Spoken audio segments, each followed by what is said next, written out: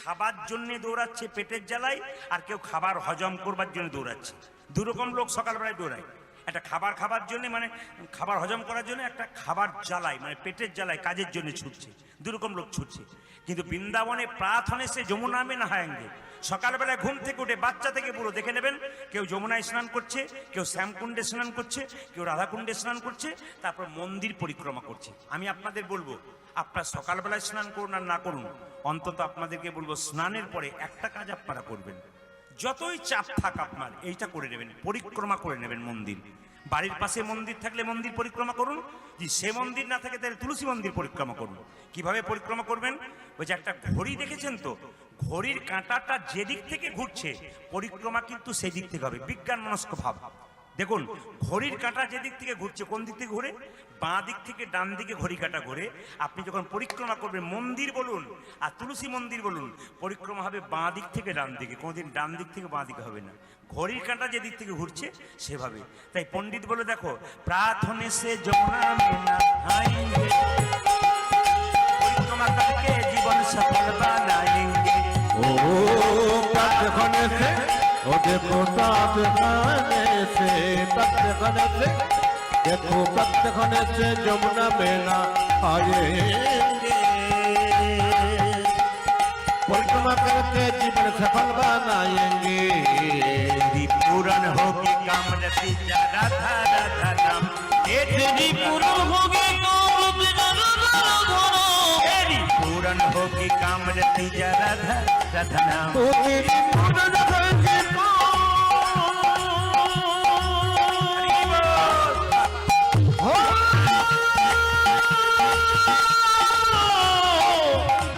तेरी पूर्ण होगी कामरति राधा नाम। मिलेगी कुंजबिहारी, मिलेगी राधा प्यारी, मिलेगी कुंजबिहारी, तेरा है उड़ारी चरण बिना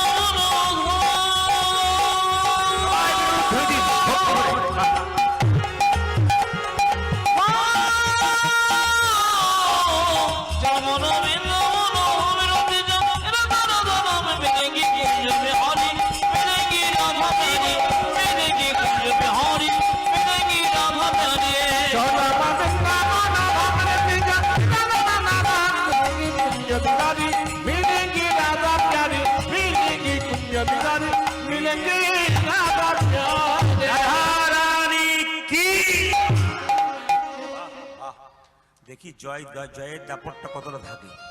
শ্যাম সুন্দর কি, মদন মোহন কি, হরিবাসর কি, সাধুগুরু বৈষ্ণব কি, এর ফাঁকে আসতে আপনারা তো আমার দিকে তাকাচ্ছেন, আমি তো আপনার দিকে তাকাচ্ছি, সবাই জয় দিচ্ছেন, দু চারজন রাধা রানী কি আমি দেখতে পাচ্ছি। বাবারে, আমার কষ্ট হচ্ছে না, ওদের কি কষ্ট। বলে আপনার কষ্ট থাকবে, আপনি তো কীর্তনে পরে নিয়ে নেবেন, আমরা কি নেবো। আপনার যে মিষ্টির দোকানে যে মিষ্টি তৈরি করে, সে শুধু তৈরি করলো, কিছু পেলো না, খালি শুধু পয়সা রোজগার করলো, আর যে কিনে খেলো তারই তো লাভ হলো, আপনাদের লাভ হবে। যেটা বলুন রাধে রাধে রাধে রাধে। আজকে কিন্তু লীলা নয়, পালা নয়, আজকে লীলা। সবাইকে সবাই আপনারা জানেন, লীলা নয় পালা, কি পালা নয়, লীলা। লীলা করবো, লীলা কি লীলা সবাই জানেন লীলাটা, তবু ছোট্ট করে গাইবো, তার মধ্যে তত্ত্ব, ছোট ছোট তত্ত্ব আপনার দেবো, বেশি বিস্তৃত দেবো না, কারণ ভক্ত সংখ্যা কম তো। কারণ একটু যদি বেশি দিই তাহলে কেমন যেন একটু হয়ে যাবে, ওই ছোট ছোট ছোট ছোট দিতে হবে লীলার মাধ্যমে। লীলাটি হচ্ছে অদ্বৈত প্রভুর দ্বিতীয় জন্ম, তার আরেকটা নাম হচ্ছে শ্যামানন্দ। সবাই লক্ষ্য করুন, যারা মেদিনীপুর গেছেন, সবচাইতে বড় রেল স্টেশন কোথায়? সবচাইতে বড় রেল স্টেশন কোথায়? হাত তুলে বলুন কোথায়, জোরে বলুন। হ্যাঁ, সবচাইতে বড় রেল স্টেশন খড়গপুর। তো খড়গপুরের পাশে দুজন স্বামী স্ত্রী থাকতো, গ্রামটার নাম ধারেন্দা গ্রাম। অদ্বৈত প্রভুর ইচ্ছা হলো আমি দ্বিতীয়বার জন্ম নেব, সেই গ্রামে ধারেন্দা গ্রামে কিন্তু জন্ম নিলেন। তার এক নাম হলো শ্যামানন্দ। সবাই লক্ষ্য করুন, সেই গ্রামে বাস করত কৃষ্ণমণ্ডল বলে একজন ভক্ত, আর তার স্ত্রীর নাম দুরিকা দেবী। মায়েরা, অভাব থাকবে, স্বভাব যেন নষ্ট না হয়। আমি বারবার বলবো, বাড়িতে অভাব থাক, স্বভাব যেন নষ্ট না হয়। আমাদের ওখানে একজন ব্যক্তি আছেন, মা আছেন, তো উনি রাস্তাতে একদিন 100 টাকা কুড়িয়ে পেয়েছিলেন।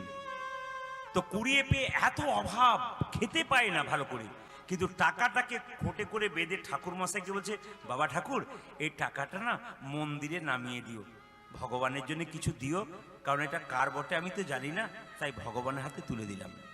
সবাই লক্ষ্য করবেন, এত সৎ প্রবৃত্তি ছিল। আমরা ভাবি কি, কিছু মনে করবেন না, আমরা যখন কীর্তন দিই, আমরা যখন ভক্ত সেবা করি, আমরা যখন দান করি, তখন ভাবি ভগবান দেখছে, আর যখন চুরি করি তখন ভাবি ওটাও ভগবান দেখছে নাকি, ওটা ভগবান দেখছেন এটা ভাবি, ওটাও দেখছি।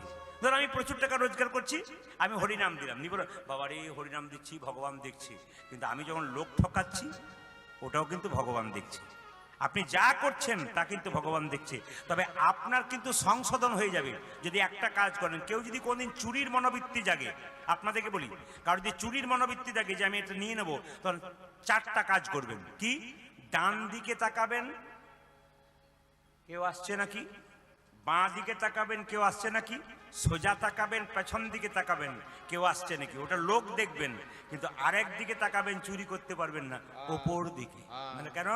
ওখানে একজন আছে, তিনি কিন্তু দেখছেন, তার খাতাতে নাম কিন্তু আপনার উঠছে একবার 100%। ওই জন্য কোনো অন্যায় কাজ করার আগে যদি কেউ মনে করে যে আমি অন্যায় করছি, তবে উনি মানুষ হয়ে গেলেন।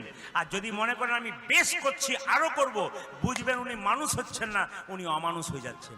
আপনি কাউকে একটা খারাপ গাল দিয়ে দিয়েছেন, দেওয়ার পর বাড়িতে গিয়ে যদি ভাবেন আমি খুব একটা ভালো করলাম না গো, লোকটা কিছু বললো না, খারাপ গাল দিয়ে দিলাম, বয়স্ক মানুষ, না না কাল সকালবেলায় গিয়ে বলবো কাকাবাবু আমার খুব অন্যায় হয়ে গেছে। যদি এই বিবেক কারো জন্মায়, তাহলে বুঝে নেবেন আপনি মানুষ হয়ে গেছেন। আর যদি মনে করেন বেশ করেছি, আরো বলবো, কালকে আরো বলবো, জানবেন আপনি অমানুষ, মানে জানোয়ার হয়ে যাচ্ছেন। ওই জন্য বারবার বলবো, নিজেকে সংশোধন করতে গেলে আপনার বিবেকটাকে আগে জাগ্রত করতে হবে। তো ধারেন্দা গ্রামে দুজন স্বামী স্ত্রী, স্বামীর নাম কৃষ্ণমণ্ডল, মনে রাখবেন কিন্তু কৃষ্ণমণ্ডল, স্ত্রীর নাম কি বললাম মায়েরা? দুরিকা দেবী। দুজনে মিলে প্রত্যেক দিন ভগবানের কাছে কি করে? ভগবানের গুণগান করে। এত অভাব, কোথা নারায়ণ শ্রী মধুসূদন, ওগো দেখা দাও, দেখা দাও চক্রধারী। কোথা নারায়ণ শ্রী মধুসূদন, দেখা দাও, দেখা দাও চক্রধারী। কোথা নারায়ণ শ্রী মধুসূদন, দেখা দাও, দেখা দাও চক্রধারী।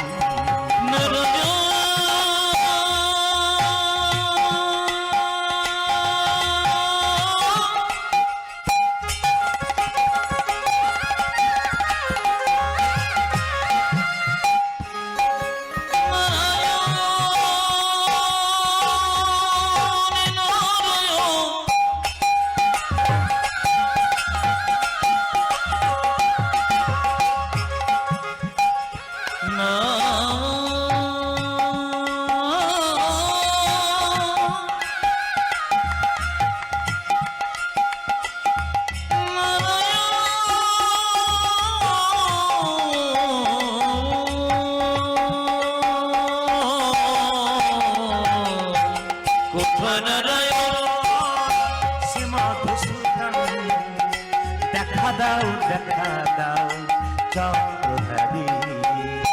কোথা নারায়ণ শ্রী মধুসূদন, দেখা দাও, দেখা দাও চক্রধারী। তোমার চরণ পেছিয়ে জীবন, তোমার চরণে সফিছি জীব, তোমারি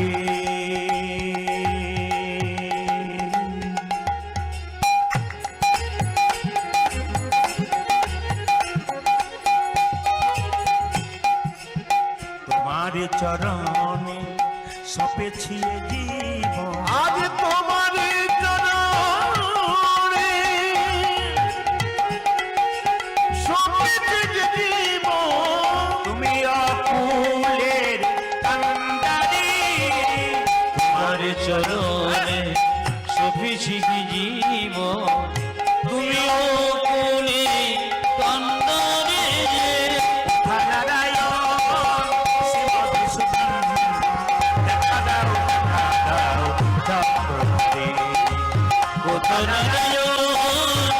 মধুসূদন দেখা দাও দেখা দাও চক্রধারী তুমি আমায় দেখা দাও দেখা দাও চক্রধারী দেখা দাও দেখা দাও চক্রধারী আমায় দেখা দাও চক্রধারী সবাই লক্ষ্য করুন যে যেখানে বসে আছেন, হঠাৎ একদিন ওদের ভিক্ষা করতে করতে স্বামী স্ত্রী একদিন বিরাট অভাব হয়ে গেল, এত অভাব বেড়ে গেল মা। একদিন তার স্ত্রী দুরিকা দেবী বলল, স্বামী আমাদের গ্রাম থেকে সবাই জগন্নাথ মন্দিরে যাচ্ছে, তুমি একবার জগন্নাথ মন্দিরে যাও। বলে কেন যাব? জগন্নাথের কাছে কিছু চেয়ে নিয়ে এসো। সবাই লক্ষ্য করুন, স্বামী বলে উঠলো, শোনো দুরিকা, কিছু মনে করো না, তোমাকে আমি খুব ভালোবাসি, কিন্তু এই জায়গাতে ভালোবাসা দূরে চলে গেল। বলে কেন? ভগবানের কাছে কিছু চাইতে নাই, যে চাই সে অল্প পাই, আর যে চাই না এত পাই ভাবতেই পারে না। আমি কিচ্ছু চাইবো না। মায়েরা, মন্দিরে গেলেই তো আপনারা কি বলেন? গাড়ি দাও, বাড়ি দাও, টাকা দাও, মেয়ের বিয়ে দাও, ছেলের চাকরি দাও, বলেন না?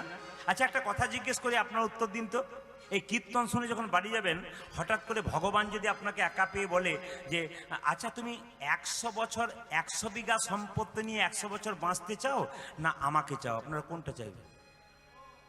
কৃষ্ণ যদি বলে যে 100 ভরি সোনা নিয়ে, কোনো মাকে যদি বলে 100 ভরি সোনা নিয়ে 100 বছর বাঁচতে চাও না আমাকে চাও, আপনারা কি বলবেন? জোরে বলুন। এখন বলছেন কৃষ্ণকে চাই, একা পেলে বলবেন তোমাকে চাই না, আমি ওগুলোই চাই। 100% একবারই। লক্ষ্য করুন, দুরিকা দেবী চালাক বলল, না না, তুমি অন্তত একবার যাও জগন্নাথ মন্দিরে, কিছু চাইতে হবে না, জগন্নাথ দর্শন তো হবে। কৃষ্ণ মণ্ডল বলল, ঠিক আছে তাহলে এক কাজ করি, তুমি যখন বলছো তখন গ্রামের লোক যাচ্ছে, আমিও চললাম। কোথায়? জগন্নাথ মন্দিরে, কিন্তু আমি কিছু চাইবো না। আরে বাবা, চাইতে হবে না, তীর্থে তো যাওয়া হবে।